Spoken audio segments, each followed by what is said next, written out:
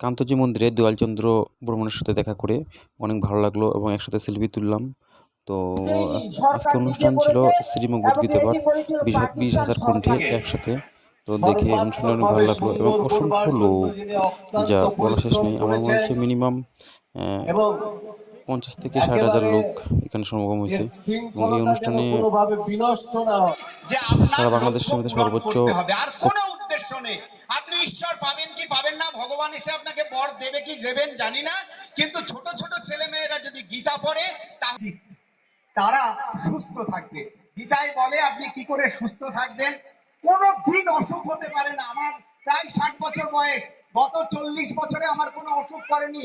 আমি চাইলে আমার অসুখ করবে, আমি চাইলে আমার খিদে পাবে, আমি চাইলে আমার ঘুম পাবে। এটা যেদিন পারবেন সেদিন জানবেন গীতা পড়া সার্থক। আর না হলে গীতা পড়া আর ছড়া পড়া একই হবে যদি নিজের মধ্যে নিয়ন্ত্রণ না হয়। যেদিন নিজেকে নিয়ন্ত্রণ করতে পারবে। আপনাদের বলি, যেহেতু আমি পুলিশের চাকরি করি দিনাজপুরে, আপনাদের বা সনাতন ধর্ম শুধু ভক্তবিন্দু আমাদের এই বিংশতি সহস্রাধিক কণ্ঠে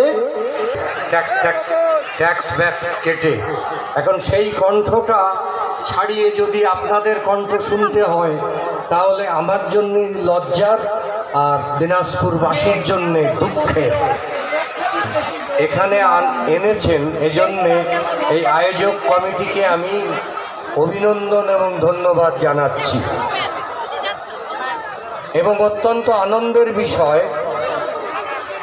এখানে এই গীতা পাঠ অনুষ্ঠানে যিনি এসেছেন তার নাম শ্রী নারায়ণ চন্দ্র চন্দ, অর্থাৎ শ্রীকৃষ্ণের নামও কিন্তু নারায়ণ।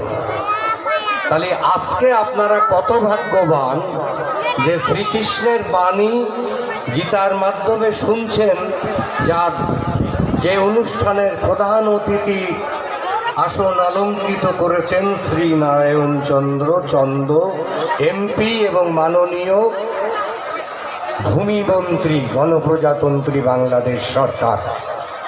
তিনি শুধু মন্ত্রী নন, তিনি এ দেশকে 40 বছর মানুষকে মানুষ বানিয়েছেন।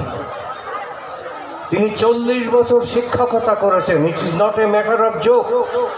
40 না হোক 39 বছর তো হবেই। 39 বছর একজন শিক্ষক, প্রধান শিক্ষক, তিনি কত ছাত্রছাত্রীকে শিক্ষিত করেছেন হিসাব করে দেখেন। তারপরে উনি সংসদে আছেন প্রায় 25 বছর। এখানকার ভূমিপুত্র মনোরঞ্জন গোপাল শীল, কে যেন আমাকে মনোরঞ্জন গোপাল বানিয়ে দিয়েছিল। আমি জীবনেও রাজনীতি করি নাই, জীবনেও কারোর দরজায় ভোট চাইতে যাই নাই, তবে আমার কাছে মানুষ এসেছে, আমি বললাম ভালো কথা।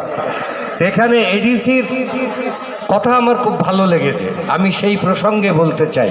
যদিও আমার থেকে 1.5 বছরের বড় আজকের প্রধান অতিথি মাননীয় ভূমিমন্ত্রী মহোদয়, তিনি আমাকে বলেছেন দাদা একটু কম, মানে কথাবার্তা একটু কম, ওনার সময় আছে কম, 1:30টার সময় ওনার পঞ্চগড়ে যেতে হবে রাষ্ট্রীয় কাজে। কিন্তু যে কথাগুলি না, এডিসি সাহেব ভুল বলেছি। এর মানে হলো কি, ধর্ম যার যার, ধর্ম নিয়ে বাড়াবাড়ি করিও না। তারপরে গীতা কেন সৃষ্টি হলো, কি কারণে, এটা আমাদের আজকের প্রধান অতিথি মন্দিরের মুখ্য দ্বারে কিছু কথা বলেছেন, অতি চমৎকার সংক্ষেপে বলেছেন। একজন মানুষ যদি 39 বছর ধরে শিক্ষকতা করে তাহলে তার মুখের কথা